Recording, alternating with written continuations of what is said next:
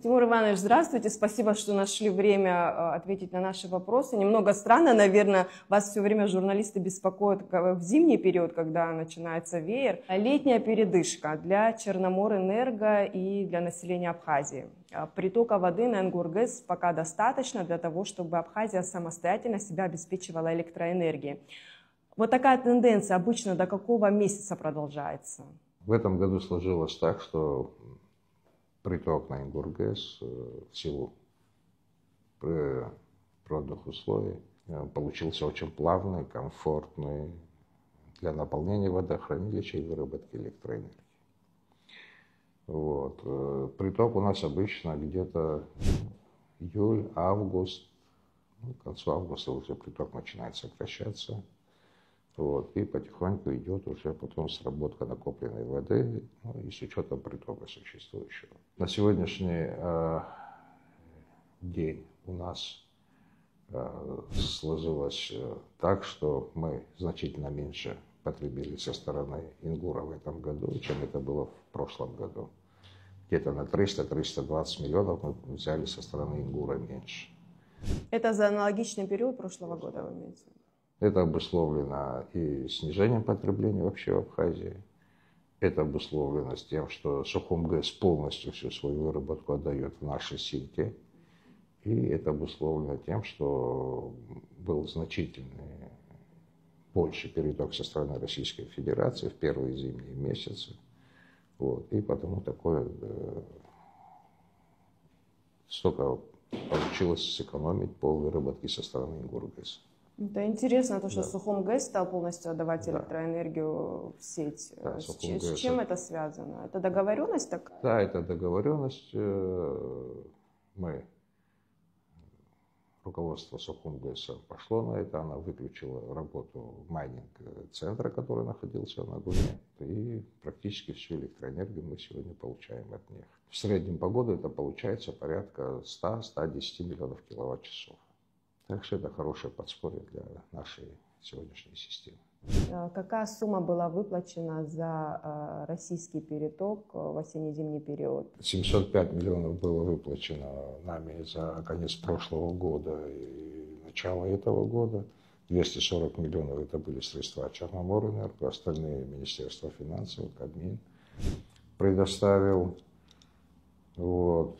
Сейчас не знаю, к концу этого года какая ситуация сложится, но обратно же нам надо быть всем готовым к тому, чтобы обеспечить страну перетоком. Тимур Иванович, летний курортный сезон практически стартовал, обещает быть очень насыщенным. Правда ли, что по степени употребления электроэнергии в зимний период и в летний период, июль-август, сравнялся с потреблением в зимний период? Это так? Это не так. Единственный район, где можно сказать, что они сопоставимы, это Гагрский район Гагры. Потому что там очень много объектов туризма, размещения, инфраструктуры сопутствующей. Вот, у нас даже есть одна подстанция, которая находится в перегрузе в Гаграх. И в летнее время тоже там есть много объектов, которые заявились на подключение. Но, к сожалению, в силу нашего дефицита трансформаторной мощности мы это сегодня сделать не можем. Да, сама эта проблема как бы озвучена, стоит, само мероприятие очень дорогостоящее. Вот, подстанция находится в центре Гагры. Вот, и там нужно провести очень серьезные работы по реконструкции и усилению мощности данной подстанции. Вот только после этого мы сможем подключать уже в дальнейшем новых абонентов. А так, по проведенной нами работе, соответствующие, такие же дефициты сложились на 5 подстанциях до этого. Там мы какими-то своими силами смогли решить эти вопросы, усилили мощность, провели там какую-то реконструкцию в рамках наших возможностей. Это, наверное, сегодня единственная подстанция, которая у нас подошла к своему пику в летнее время. Вот, и зимой, естественно, тоже, которая требует срочного решения. Пиковый июль-август. Ожидаются ли какие-то вееры на отключение? Не ожидаются, веера быть не должно в любом случае. Естественно, если это не будет обусловлено вот той ситуацией, которую я до этого вам озвучил. Одна из главных проблем вашего ведомства – это низкая собираемость платежей. Вот после того, как были введены новые тарифы в этом году, да, уже повышение поэтапное за потребление электроэнергии, как это отразилось на собираемости? После повышения тарифа всегда идет месяц или два привыкания абонентов к новым тарифам, к новым ценам. Вот. Но тем не менее у нас ежемесячно идет увеличение собираемости. Значит, применяется у нас по системе новых приборов учета отключения ежедневно порядка 100, 150, ну, если 200 абонентов мы обеспечиваем за долги. Это дистанционно, точечно, что позволяет нам решать вопросы с этими делами. Люди приходят, оплачивают, кто не всю сумму сразу, но тем не менее, если какие-то тяжелые ситуации, мы идем навстречу и составляем график погашения задолженности. Вот в таком темпе мы работаем. Сама на сегодняшний день у нас таких приборов учета по городу, по республике, вернее, установлено 28 555 приборов учета, что, в принципе, составляет где-то 30% сегодня абонентской базы. Значит, профинансировано было правительством, мы получили буквально 20 миллионов на приобретение первой партии приборов учета в этом году. Вот, на эти выходные первая партия должна прийти. Со следующей недели мы приступаем к активной фазе по установке этих приборов учета. До этого времени мы провели много работ по подготовке сетей для этой работы в разных районах. Это Кулреп, Чачамчира, Гагра, не знаю, Парчал. Вот. И я думаю, что это суммарно нам даст еще эффект по снижению потребления в Абхазии. То есть после установки приборов учета дисциплина сразу меняется? Улучшается, потому что появляются рычаги влияния, там нет уже коллективной ответственности, индивидуальной ответственности за долги. Вот. Ну, естественно, уже и нам проще, и абоненту проще. Для того, чтобы упорядочить систему сбыта, привести ее в соответствие, чтобы была четкая, яркая, ясная картина, для формирования правильных отчетов, для понимания вообще всей ситуации, мы практически 1,5-2 года работали над созданием биллинговой программы. Вот. Она создана. Вот. Первое внедрение мы провели в Сухумском районе.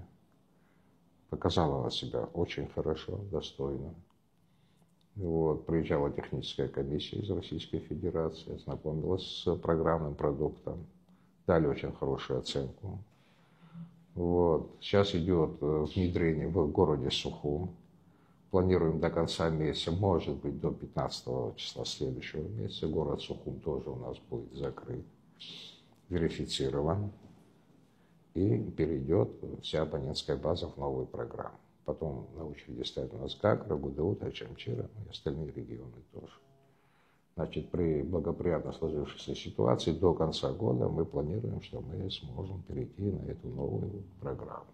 Немного расскажите про эту программу, потому что не все могут знать, что это. Эта программа следующая,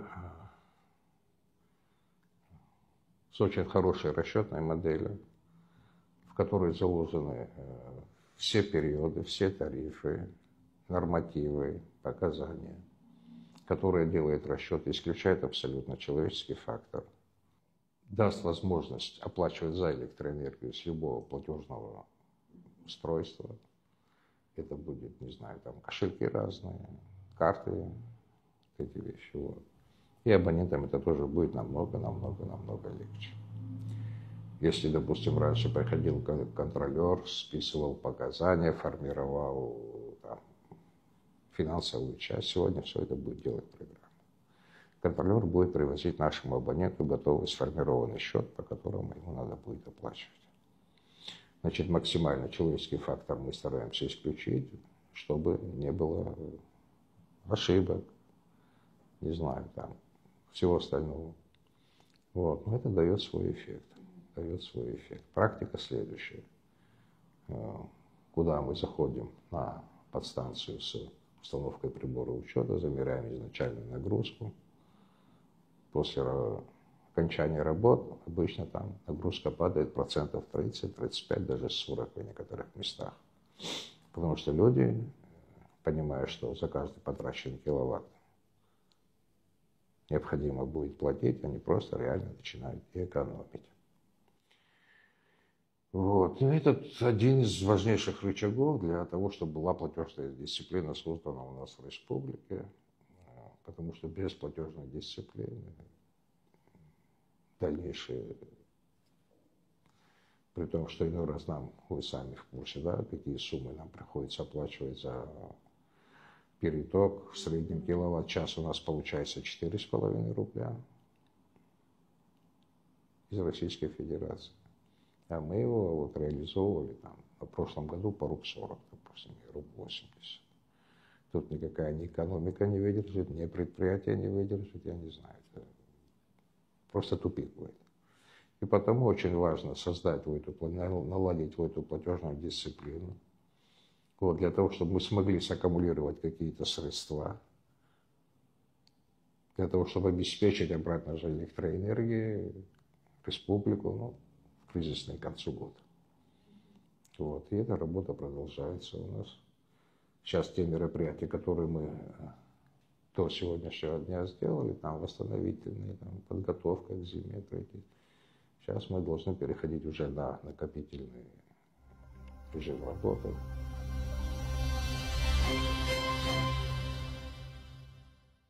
Какой тариф должен быть привлекателен для инвестора, чтобы он, в частности, развивал, допустим, малую энергетику или же зеленую энергетику, сейчас вот модно об этом говорить. Какой для них может быть тариф? И это что же будет подспорье для страны? Я вам скажу, как это, допустим, осуществляется в России. В России, когда инвестор вкладывается в энергетику, в гидроэнергетику, допустим, да, он предоставляет расчеты, и они ему дают тот тариф, чтобы он там в течение от 5 до 7 лет свои затраты мог вернуть. Тем самым они стимулируют развитие этой энергетики. На сегодняшний день у нас рядом нет такого тарифа, который мог бы сегодня простимулировать таким же образом инвесторов. Вот. Ну, наш тариф сегодня точно не привлекателен. Значит, с нашей платежной дисциплиной, с нашим тарифом сегодняшним, мы как рынок для инвестора, я думаю, пока во всяком случае не привлекательны. Как вы относитесь к развитию солнечной энергетики? Я хорошо отношусь. Она должна развиваться, она должна быть. Крупные объекты туризма уже начали думать, как перейти, допустим, хотя бы там горячую воду перевести на теплообменники, на солнечные дела, для того, чтобы сэкономить на этом. Это получается вкупе, ну, дорого, да?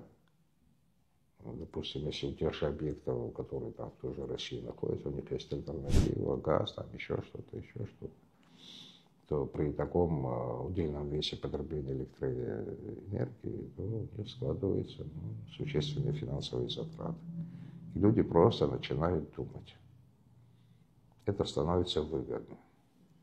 Да, снимая нагрузку с наших сетей, естественно, они дают тоже нам возможность эту электроэнергию перераспределить и подать людям уже, которые нуждаются в этом. А потом же это еще и автономия, да, от общей сети. Ну да, это и независимость, так скажем, от сетей наших. Да. Человек, он будет гарантированно знать, что у него там та же самая горячая вода всегда будет у его клиентов. Каждым годом рост потребления увеличивается, в том числе и потому, что много туробъектов появляется каждый год. Помимо государственной программы, да, финансируемой из Министерства финансов, да, правительства, мы параллельно ведем свою программу по установке вот этих интеллектуальных приборов учета на все коммерческие организации в Абхазии. На сегодняшний день нами установлено ориентировочно около 4000 приборов учета.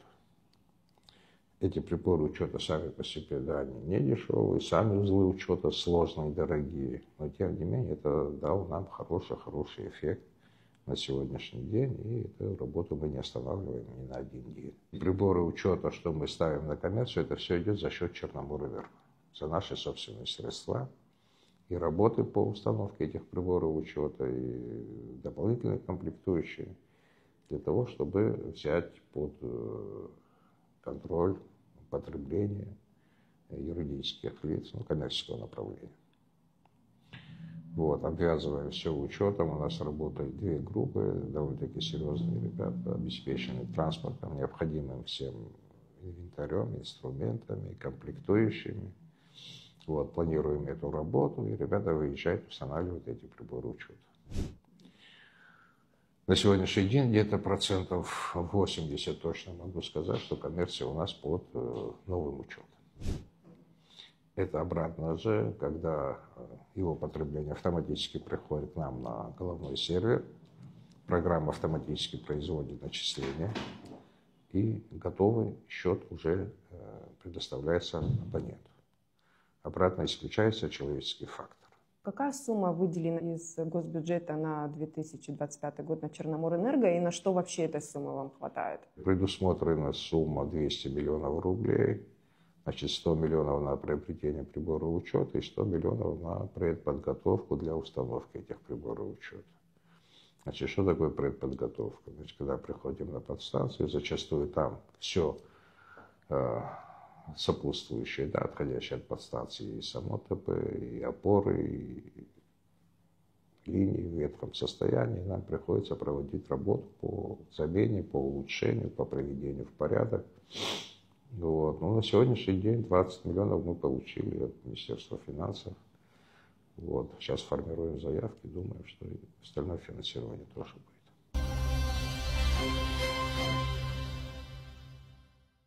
Майнеры криптовалюты – основные источники дефицита электроэнергии. Я помню даже в зимний период, когда население замерзало, население называло их чуть ли не врагами народа. В летний период почему-то эта тема вот как-то стихает.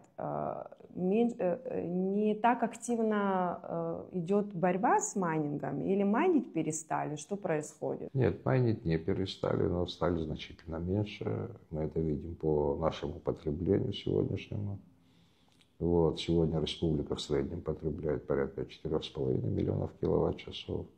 В прошлом году это было на этот же период 5,200, 5,300 доходило. Вот. Но это тоже результат и борьбы с майнингом, и установка приборов учета. Вот. Майнинг, как всем известно, сегодня у нас он бытовой. Это дома, квартиры, сараи, подвалы, заброшки. И с этим приходится работать. Поступает информация с разных этих, мы этой информацией потом делимся с силовыми нашими органами. Они выезжают, делают проверки. Иной раз ложные вызовы бывают, там стоит какое-то оборудование, которое имеет шум. А бывает и выявляют тоже майнинг. Уточните, пожалуйста, у силовых структур есть возможность без санкций заходить в дома и проверять на наличие? Смотрите, в сопровождении участкового, да, если я, насколько знаю, это лучше у силовых структур спросить вас. Эта зима была очень тяжелая в плане отключения электроэнергии. Даже говорили не график отключения, а график включения. Да, он был жесточайший. Населению приходилось приобретать бензиновые генераторы, чтобы как-то выходить из ситуации. Шел разговор о том, чтобы режим ЧС применять. Ну, в принципе, в этом режиме мы и жили. В этом режиме мы и жили. Просто в прошлом году сложилась такая ситуация и с уровнем воды. Потом было очень засушливое конец лета и вся осень, и вся зима. Аномально не было никаких дождей. Все против нас. Все так сложилось, что вот привело вот к такому коллапсу. Это несмотря на то, что по сравнению с потреблением Абхазии в 2022 году у нас была цифра практически 3 миллиарда киловатт-часов. В прошлом году мы вышли на потребление ориентировочно где-то 2,5 миллиарда киловатт-часов. Значит, за эти года мы смогли вот на эти 500 миллионов снизить потребление по республике, но тем не менее все равно мы попали вот в такую ситуацию. Что делается для того, чтобы мы этой зимой опять не попали в такую ситуацию? Разные варианты рассматриваются. Сегодня, еще раз говорю, мы сейчас переходим уже на накопление финансовой части для приобретения перетока к зиме ближе. Вот, рассматривается такой вариант, чтобы это сделать немного пораньше, где-то сентября месяца, для того, чтобы сохранить уровень воды на плотине, а потом в дальнейшем к концу года как бы сработать ее. Вот. Ну, я думаю, мы прогнозируем в этом году, в средний такой прогноз, если сейчас не сильно оптимистический, не сильно такой, где-то 150 миллионов к концу года у нас сложится по дефициту. Вот, а там уже все будет зависеть от погоды, как она будет складываться, это плюс-минус. Ну вот синоптики прогнозируют, что это лето будет тоже засушливым. Ну, если будет засушливый, значит, оно будет засушливый. Вы много лет в энергосистеме работаете, знаете систему очень хорошо. Какие-то ваши предложения, может быть, по выходу из энергетического кризиса? Не знаю, может быть, дорожная карта какая-то? Только платежная дисциплина, только экономия электроэнергии сегодня в нашей ситуации даст нам прожить зиму безбедно, так, с электричеством. Потому что сегодня наша Абхазия целиком с населением, там 250-300 тысяч населения, потребляет электроэнергию, как город с населением 1,5–2 миллиона человек. Вот такое соотношение.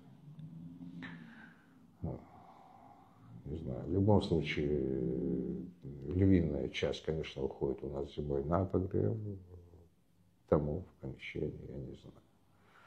Это когда-то в перспективе, если решится вопрос с газом, если этот газ будет дешевле, чем электроэнергия, то в том случае заработает этот механизм экономически. Если он будет дороже, чем электроэнергия, этот механизм не заработает. В общем, там очень много составляющих. Это все очень затратно, да, по деньгам вообще все вот эти проекты, о чем я сейчас говорил, газ, разводка, завести, сделать. Ну и себестоимость тоже будет, естественно, там существенно выше. Не знаю, думаю, придет время, когда этот вопрос тоже будет решаться.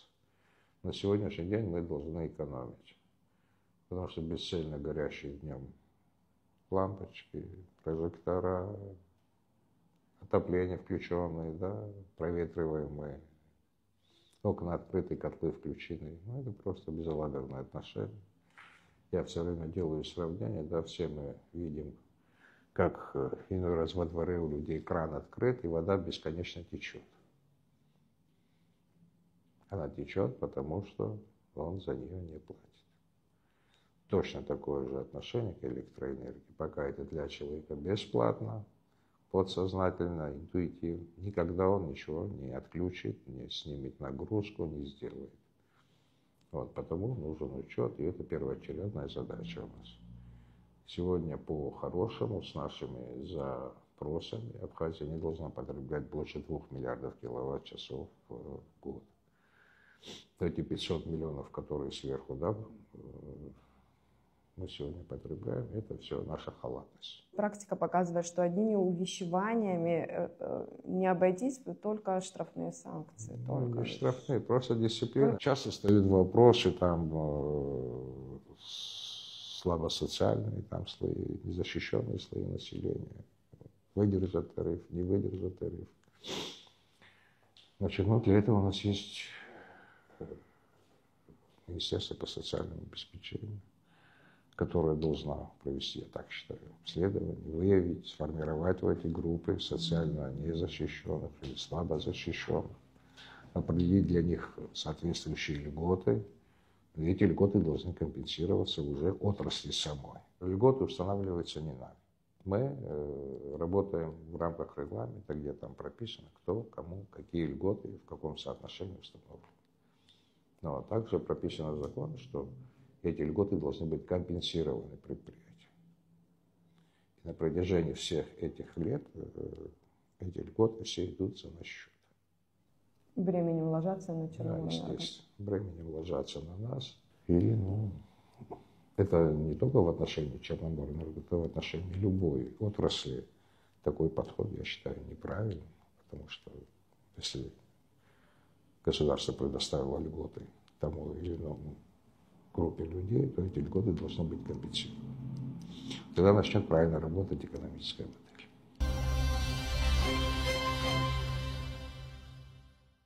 Много было разговоров по теме транзита электроэнергии по линии Кавкасиони из России в Грузию, из Грузии в Россию. Есть ли это транзит, и если да, что-либо Абхазия получает за этот транзит, чтобы вы прояснили ситуацию? Давайте для прояснения ситуации. Никогда Абхазия за транзит электроэнергии по линии Кавкасиони не получала. Абхазия в свое время, до 2014 года, если не ошибаюсь, получала деньги за эксплуатацию и обслуживание этого участка линии. Самих транзитных отношений между Грузией и Абхазией у нас сегодня, если они подпишут с нами такой договор, мы его с удовольствием подпишем. Вы знаете, в каких рамках мы находимся. Вот. Для того, чтобы сегодня иметь компетенции соответствующих людей, специалистов по обслуживанию этих линий, это надо иметь очень хорошо организованную, высококвалифицированную службу. Такая служба была создана при Резо Платоновиче Зантаре. Вот. Тогда он мог это делать. На сегодняшний день, когда в народе говорят о транзите, договор о транзите подписывается между двумя государствами. Подпишет Грузия с нами договор или нет? Вопрос тоже. Вот. Балансовое разделение между российской стороной и Республикой Грузия у нас получается на границе там, на Северном Кавказе. Значит, мы обращались с этим вопросом к российской стороне. Они говорят, вот здесь заканчивается зона нашей ответственности, об остальном говорить уже с грузинской стороны. А технически кто обслуживает эту линию? Они обслуживают. Российская сторона? Всю линию? Всю линию, да. Свою часть обслуживает российская сторона, это часть грузинской стороны. И последний вопрос, Тимур Иванович. Заработал Сухумский аэропорт имени Владислава Ардземба. Вот мы все наблюдаем, как прилетают и вылетают самолеты. Радостное событие. Как в энергетическом плане аэропорт обеспечен электроэнергией? Насколько бесперебойно там все вот этот механизм работает? В рамках полученных технических условий, вот Черноморэнерго, там прописано провести ряд мероприятий. Это включает и реконструкцию самой подстанции Дранда, да, откуда запитан этот объект. 2 трансформатора усиленной мощности сегодня закуплены, находятся на заводе производителя. Я думаю, дней через 10 будет произведена там остаток оплаты, и они должны прибыть сюда, к нам в Абхазию, будут меняться силовые трансформаторы, и плюс будет меняться остальное дополнительное подстанционное оборудование. Вот. В любом случае, те мероприятия, которые там будут проведены, это в первую очередь усилить надежность и бесперебойность ближайшего населения, людей, которые там запитаны от этой подстанции. Существенно улучшить надежность, потому что практически в 1,5 раза увеличить мощность трансформаторной подстанции и соответствующая замена оборудования, которое сегодня там стоит, там, 60-х, 70-х годов, будет заменено на новое, современное и соответствующее.